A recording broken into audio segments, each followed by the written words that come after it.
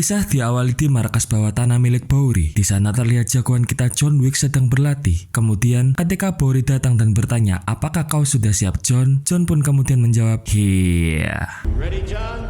Yeah. Berkat bantuan Bowery, John Wick berhasil melacak keberadaan The Elder yang dulu membantunya bebas di sebuah padang pasir di Maroko.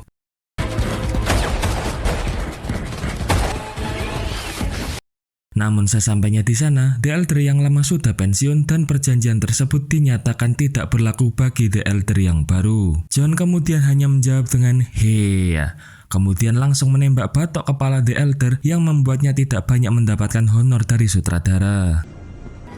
Yeah.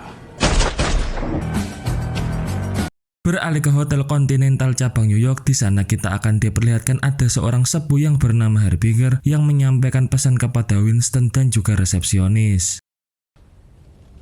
Decree is signed by the 12 men.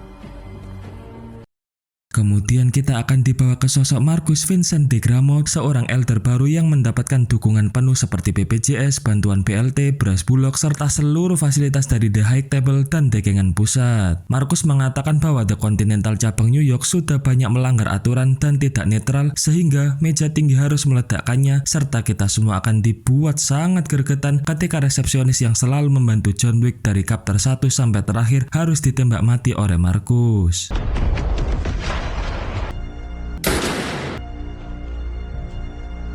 Untuk mempermudah aksinya, Marcus kemudian memanggil Ip Man yang sudah pensiun yang juga merupakan teman dari John Wick. Awalnya, Ip Man atau Ken yang mohon maaf tunanetra ini menolak, namun karena nyawa sang putri sedang berada di bawah ancaman meja tinggi, ia pun terpaksa kembali ke dunia pembunuh gratisan.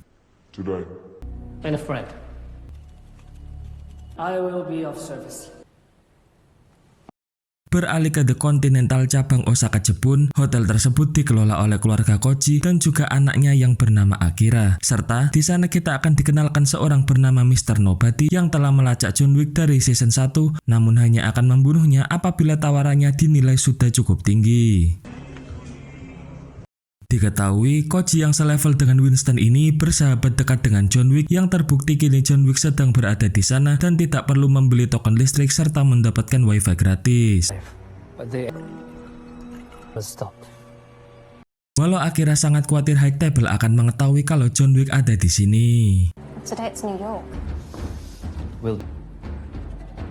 Dan benar saja kekhawatiran Akira pun terjadi saat sedang enak-enak makan ramen Ichiraku buatan Naruto. Datanglah Chidi yang merupakan kapten pasukan elit Marcus bersama beberapa bapak buahnya. Father, the High Table. Akira sangat kesal kepada John Wick karena telah membawanya dan sang ayah dalam bahaya. Namun, apa boleh kata, nasi sudah terlanjur menjadi lemper. Di lobi hotel, Chidi dan Ken kemudian memaksa Koji untuk menyerahkan John Wick. Koji yang tidak ingin menjadi cepu dan menusuk teman dari belakang ini memilih untuk baku hantam. Don't do this.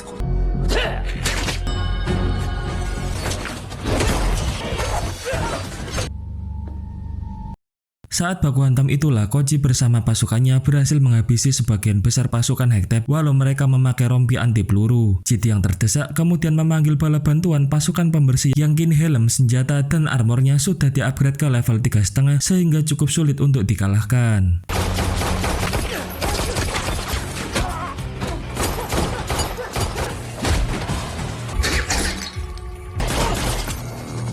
Perlawanan dari Koji cukup membuat Chidi terdesak kritis, lalu ia memanggil Ken yang sedang makan mie ayam untuk mengurus bisnis. Walau Ken ini buta, namun ia punya pendengaran kuat dan badan yang atletis, disertai dengan pikiran yang logis. Terbukti dari caranya menempelkan sensor gerak pada tempat-tempat yang strategis dan dengan mudah mengalahkan pasukan taktis.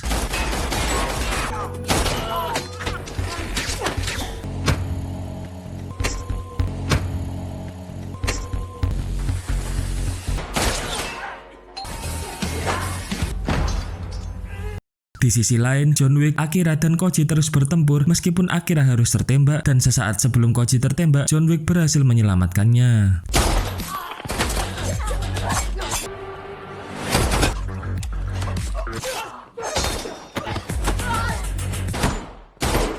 Insult my gift to you.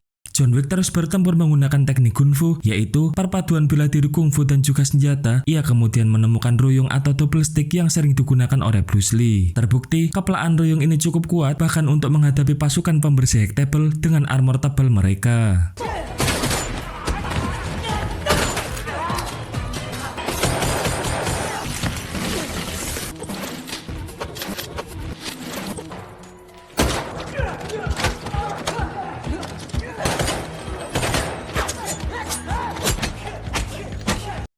Setelah menghabisi para cecunguk dan juga kroco, tibalah John bertarung dengan teman lamanya Kane. Meskipun Kane ini buta, namun dengan tekad membebaskan putrinya dan juga privilege dari sutradara, ia bisa mengimbangi John Wick dan untungnya Mr. Nobody menyelamatkan John Wick dari kematian karena dirasa tawan dari hack table belum cukup tinggi untuknya.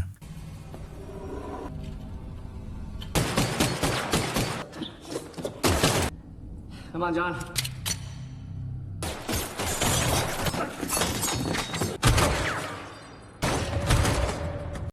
Saat berusaha kabur dari hotel, lagi-lagi Mr. Nobody menyelamatkan John Wick walau harga lelang kepalanya telah mencapai 20 juta dolar, namun hal tersebut masih belum dirasa cukup tinggi oleh Mr. Nobody.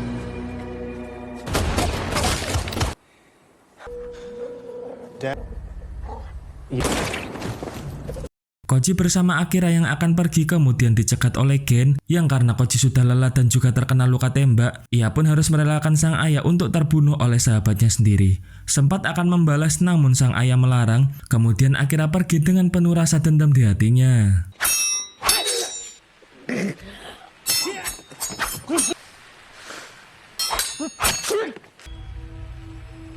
Seperginya dari sana, Akira bertemu dengan John Wick dan berkata akan balas dendam kepada Gen suatu saat nanti. Kembali ke New York, Winston yang sudah tidak punya rumah lagi kemudian didatangi oleh Bowery dan kemudian Bowery bertanya mengapa ia menembak John Wick di episode lalu. Winston berkata ia tidak punya pilihan lain karena sedang ditekan oleh The High Table.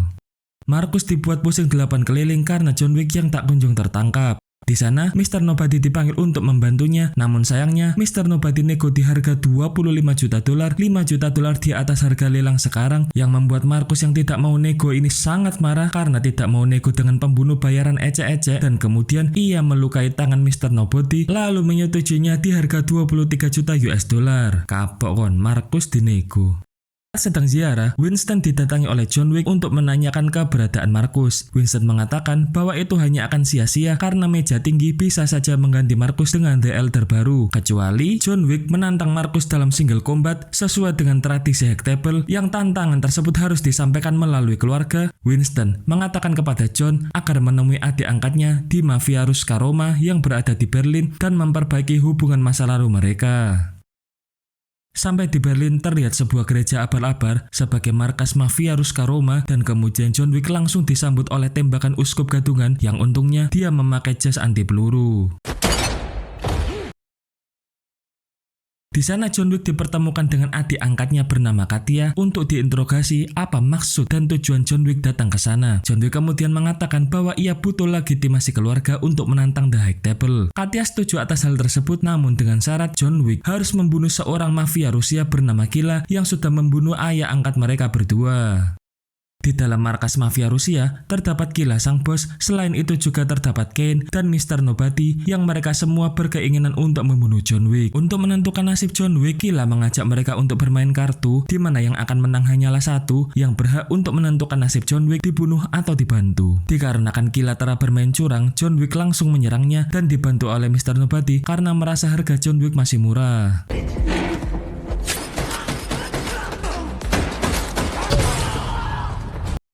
John Wick tetap menjaga fokus dan komitmennya mengejar Killa di tengah hiruk ramai orang berdansa. Walaupun berbadan obesitas dan punya penyakit asma, Killa yang pernah menjadi Yuri Boyka ini bisa bertarung dengan lincah dan bertenaga.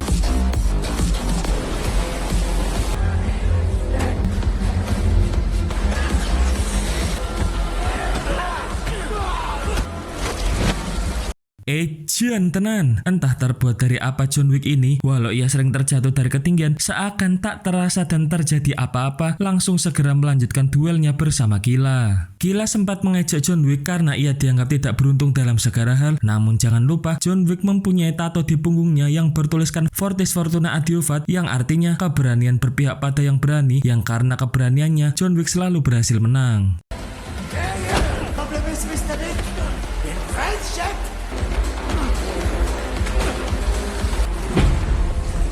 John Wick akhirnya berhasil mengalahkan Killa yang kemudian mencopot gigi emasnya untuk diserahkan kepada Katya sebagai bukti tugasnya telah berhasil. Sempat Mr. Nobody akan menembak kepala John Wick, namun aksi tersebut berhasil digagalkan oleh Kane dan berkata bahwa John Wick adalah bagiannya. Sekembalinya dari misi tersebut, John Wick langsung menyerahkan gigi Killa kepada Katya sebagai bukti bahwa ia berhasil melakukan tugasnya, dan Katya langsung memberikan legitimasi keluarga dan membuat surat tantangan kepada High Table atas nama John Wick. Winston kemudian mendatangi Marcus untuk menyampaikan surat tantangan tersebut. Surat tantangan tersebut adalah surat yang tidak bisa ditolak menurut sejarah dari High Table. Kemudian Winston berkata, apabila John Wick menang, maka status ekskomunikadonya dan juga Winston harus dicabut, serta Winston meminta untuk Hotel Continental cabang New York untuk dibangun kembali dan statusnya sebagai manajer dikembalikan penuh oleh The High Table. Sang sepuh Harbinger menjadi penengah untuk menyepakati aturan duel, dan setelah membalikkan beberapa kartu, maka disepakati duel adalah menggunakan pistol dari jarak 30 langkah sampai salah satu di antara kedua mereka mati. Si Marcus yang ketar-ketir karena akan berduel dengan John Wick sang Baba Yaga kemudian menyerahkan tugas ini kepada Kane, dan disepakati duel akan dilaksanakan di depan gereja pada saat matahari terbit atau pukul 6:03, dan barang siapa tidak datang atau datang terlambat maka akan langsung mendapatkan hukuman eksekusi. Di gereja tersebut, Kane yang tidak punya masalah dengan sahabatnya kemudian bilang kepada John Wick bahwa ia tidak senang akan hal ini, namun bagaimana lagi, ia tidak punya pilihan lain untuk menyelamatkan putrinya. Marcus yang panas dingin tidak bisa tidur karena akan berduel dengan Baba Yaga sang hantu, akhirnya menghalalkan segala cara dengan menaikkan harga John Wick ke nilai tertentu, sehingga semua pembunuh bayaran menginginkan hal itu agar John Wick tidak sampai tepat waktu. Dengan tawaran yang dinaikkan ke 26 juta US dollar, semua pembunuh bayaran di kota Paris segera bersiap untuk menghambat langkah John Wick beserta semua anak buah Marcus. Tanpa tidur, makan, atau ke WC sebentar, Bowery kemudian membekali John Wick dengan jas Kevlar anti peluru terbaru, sekaligus sebuah pistol yang anti macet, anti karat, anti korupsi yang sangat mantap untuk membabat siapapun yang menghalangi John Wick. Baru saja keluar dari markas Bowery, John Wick harus langsung berhadapan dengan semua orang yang memburunya, namun karena John Wick adalah sosok yang fokus, berkomitmen, berdedikasi, rajin beribadah, dan rajin bayar pajak, sebanyak apapun mereka bukanlah halangan yang berarti. High time we paint.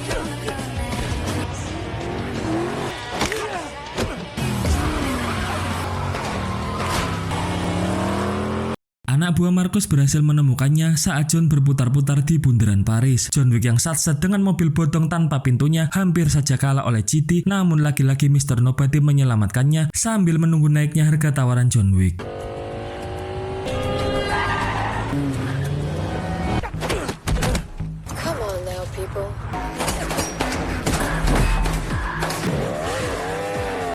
John Wick kemudian masuk ke bangunan tua kosong dekat gereja, yang hal tersebut sangat menguntungkannya karena sesuai julukannya Baba Yaga, John Wick bisa muncul dan menghilang secara tiba-tiba di kegelapan.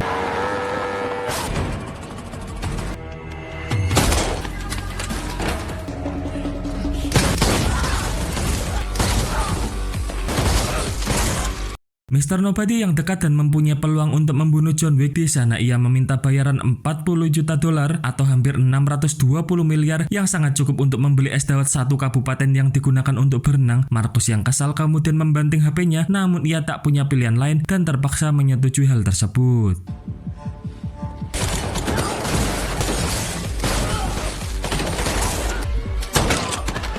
Mr. Nobody yang hampir saja dibunuh oleh John Wick saat GT mendekat dan akan menembak anjing dari Mr. Nobody. John Wick kemudian lebih memilih untuk menyelamatkan sang anjing daripada menembak Mr. Nobody.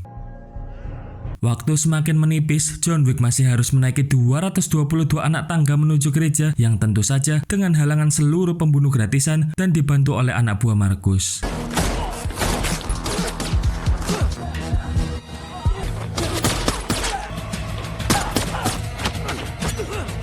Dengan susah payah dan sempoyongan, John Wick menaiki anak tangga tersebut, namun saat sampai setengah jalan, GD kemudian datang dan melempar kembali John Wick sehingga ia harus mengulang perjuangannya dari awal. Saat sudah merasa putus asa, Ken yang dari awal adalah sahabat John Wick akhirnya membantu John Wick untuk sampai tepat waktu.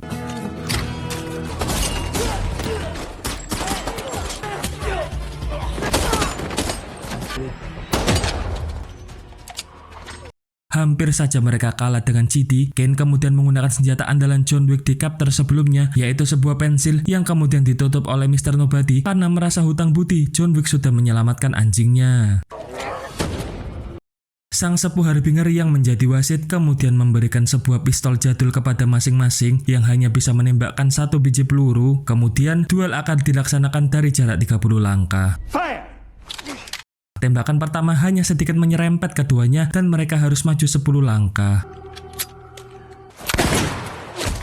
Pada tembakan kedua, Ken merasakan cukup sakit karena tembakan John mengenai tepat pada perutnya dan mereka harus maju 10 langkah lagi.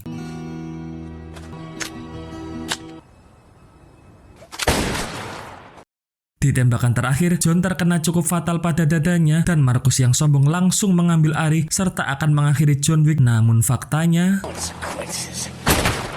ya benar, John Wick belum menembakkan peluru terakhirnya yang kemudian menembak kepala Marcus. John Wick ingin mengambil jalan tengah dengan mengalahkan Marcus yang sombong. Mr. Nobody yang ada di sana pun hanya bisa nyimak melongo. Jagoan kita semua yang terluka parah akhirnya ambruk dan bisa jadi ini adalah akhir dari perjalanannya kalau tidak ada privilege dari sutradara lagi. John Wick mengenang istrinya Helen dan sesuai dengan wasiat dia dimakamkan di samping istrinya dengan tulisan suami penyayang. Di awal film, kita akan diperlihatkan Akira yang sedang mendatangi Chen. Apakah ia bisa membalaskan dendam kematian sang ayah? Dan film pun tamat. Oke para santunan semuanya, demikianlah alur dari cerita film John Wick chapter keempat yang dirilis pada tahun 2023. Pesan yang kita bisa ambil dari cerita ini adalah tetaplah fokus, berdedikasi, dan berkomitmen pada tujuan yang sudah kamu buat. Saya Caipul mewakili seluruh kru Pantai Film dari seluruh lapisan atmosfer dan juga kerak bumi mengucapkan terima kasih sudah menonton sampai akhir. Pamit undur diri dan bye-bye. Ya kali ini Pantai Film gak akan santuy seperti biasanya dulu ya. Karena Caipul lihat mayoritas menonton Pantai Film adalah laki-laki. Jadi saya memutuskan untuk mereview film yang mengandung unsur adrenalin sehingga bisa menjadikan kita lelaki yang tangguh dan siap untuk menghadapi seluruh kondisi kehidupan. Asik. Oke, begitu aja teman-teman. Kalau teman-teman request untuk Caipul mereview film chapter kedua dan seterusnya, silakan kalian tulis di kolom komentar. Oke, sampai bertemu lagi bersama saya Caipul. Ciao.